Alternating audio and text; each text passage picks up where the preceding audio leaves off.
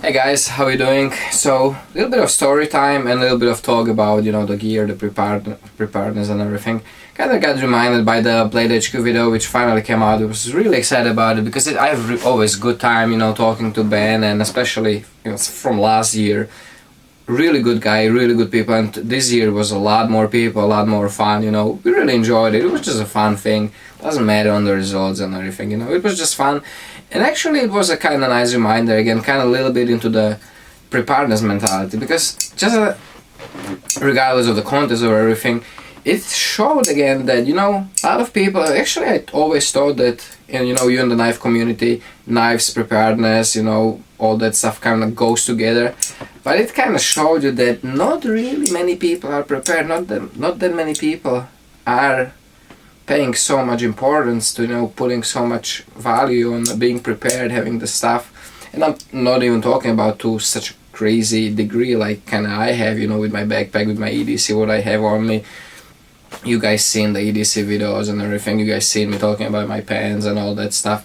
So kind of reminded me of how important and why is it so important to me. And there's actually a crazy story about 2 weeks ago. Let's start with that. That's a crazy one.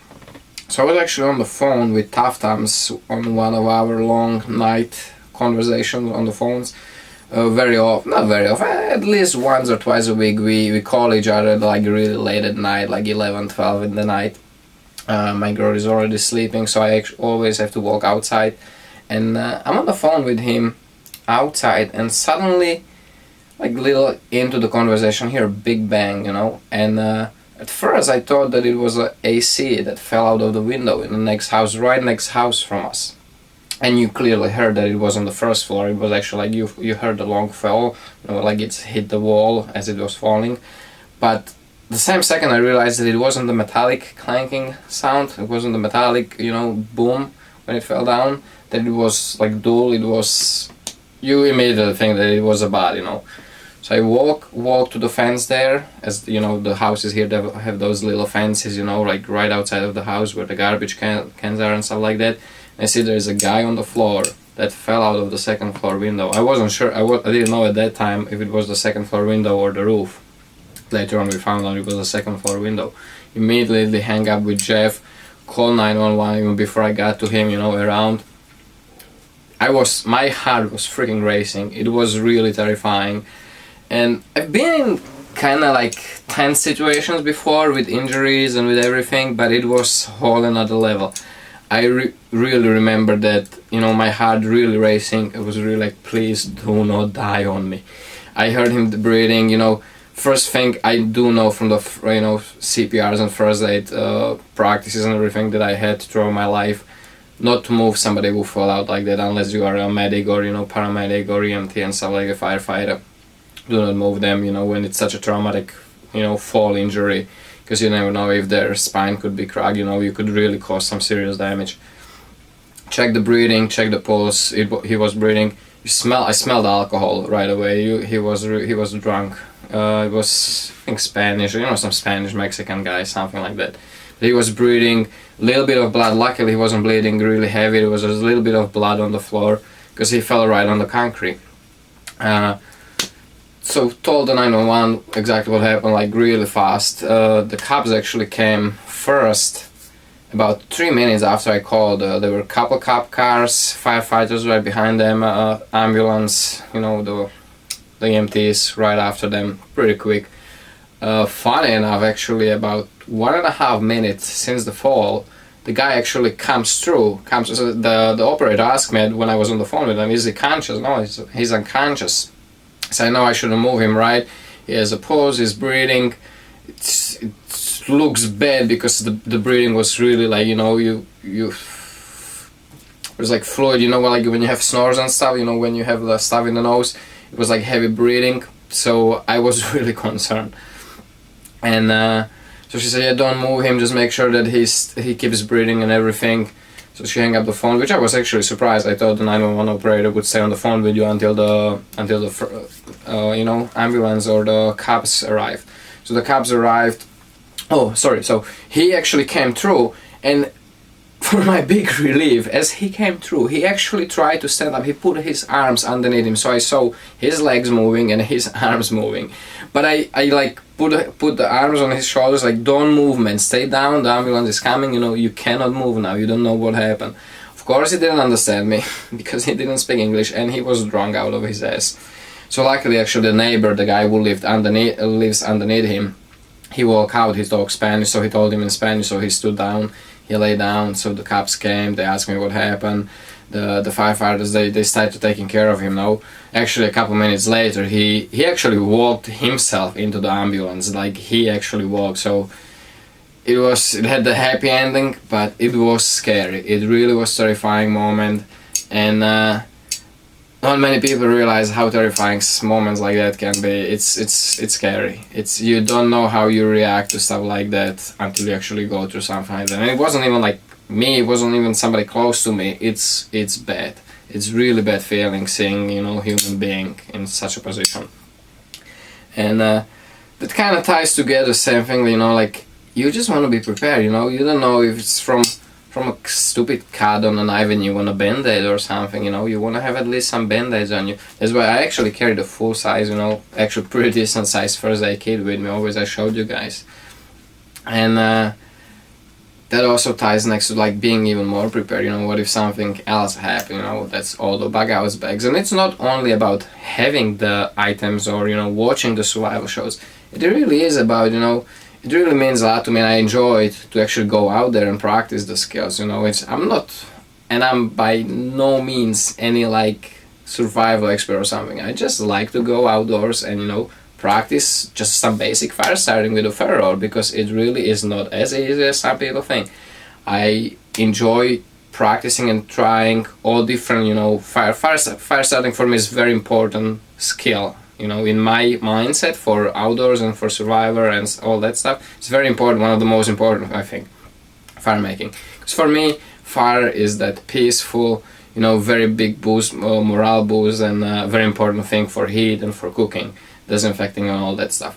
So that's why, you know, if you go to my videos, there's a lot of different fire starting methods and for a lot of different fire starting techniques, which, by the way, the best one is a flare, road flare.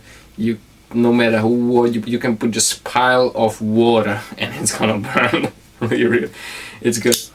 So all that, I enjoyed practicing, you know. I tried bow drill. I did bow drill in the past twice, but that was a preset, you know, pre-made kit, which I was successful with. I tried it a couple of times on my own. Bow drill is hard. You really never want to depend on a bow drill. You want to practice, you want to try it, but you never ever wanna be in the situation that is your only choice to start a fire. Trust me, really not. What else? Oh, also, like, the tools, you know. The guy, you know, some people, like, it was kind of funny. I was surprised that so many people were actually surprised when I showed the king of the EDC knives, pocket knives, is a Leatherman. Because for me, Leatherman really is very important. And I'm not telling it now just from the point of me until now working in a trade where I actually found it as a useful tool, like in my job. I've been in the situation actually where I use this thing beside my job a lot, you know. It was, like I mentioned, I fixed the car with the Jeff Tuftam's exhaust. We managed to fix with the Leatherman. And actually, many years back when I was a little kid, Leathermans weren't even Leathermans as they are right now. They were just, you know, they're very basic, you know, like one of the old school first times when they came out, like this type of multi-tool when you open it and you had the pliers. We were actually in Austria on a trip going to the climbing competition. I don't remember where exactly. I think we went to Slovenia. And in Austria, actually on our car, the gas line, the line that, you know, it's connected to your pedal. So when you press it, it moves the things inside. It's actually just a little metal line. That actually broke, snapped completely. And we were able to fix the car, the line with the Leatherman and a piece of wire from the fence that we got, you know, stuck on the side of the road. So it was kind of funny. It's fun to have the gadgets, you know, and knowing how to use them. Also, like, another thing, very important thing, what I can use something like this for, is I can actually sharpen pretty decent edge on a knife with nothing but that file on on this tool. Another skill that you want to practice, you don't want to know how to sharpen knives again bring it a little bit to the knives. You don't want to just know how to sharpen knives in your comfort zone in your house.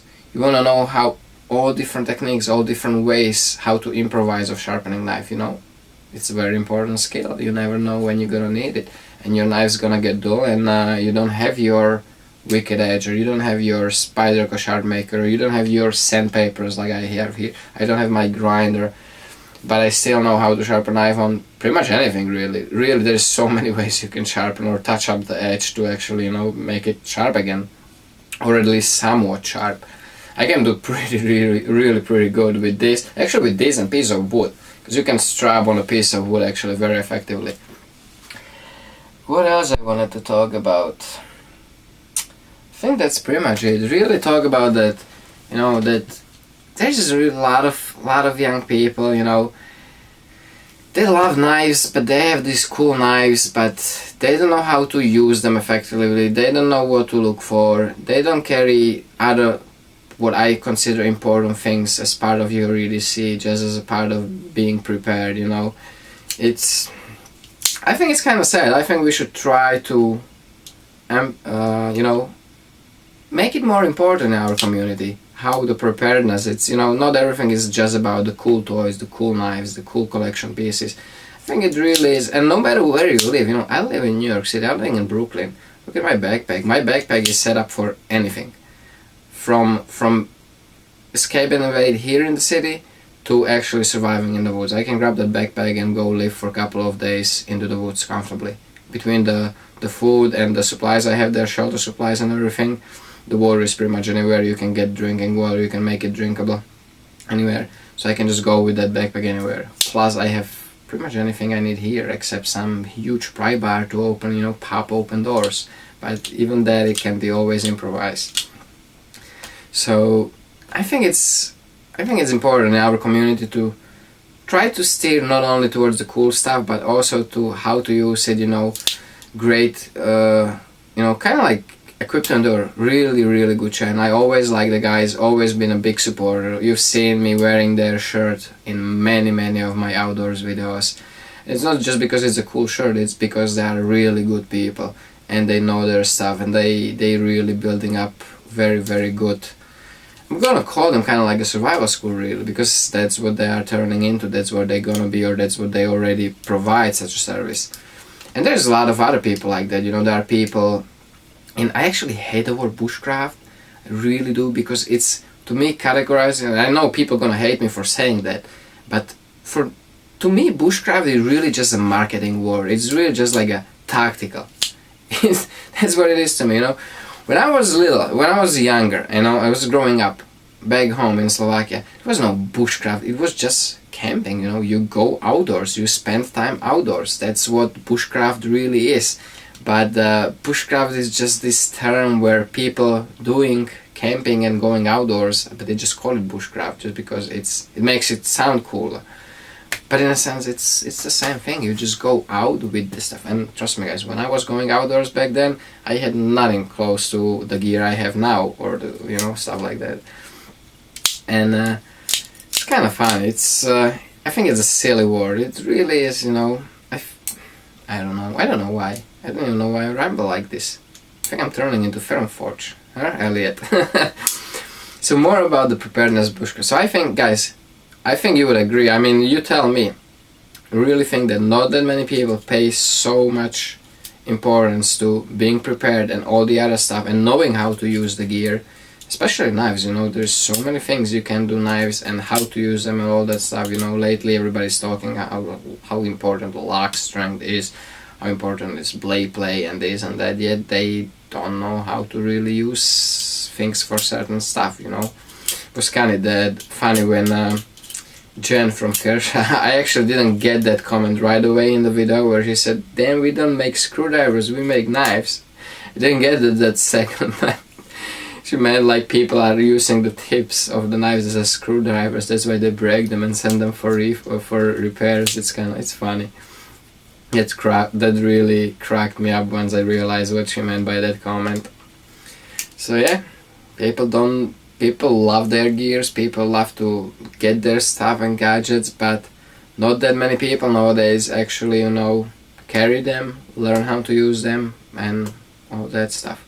So guys, hope you enjoyed it, hope it wasn't boring, and thanks for watching as always, and don't cut yourself.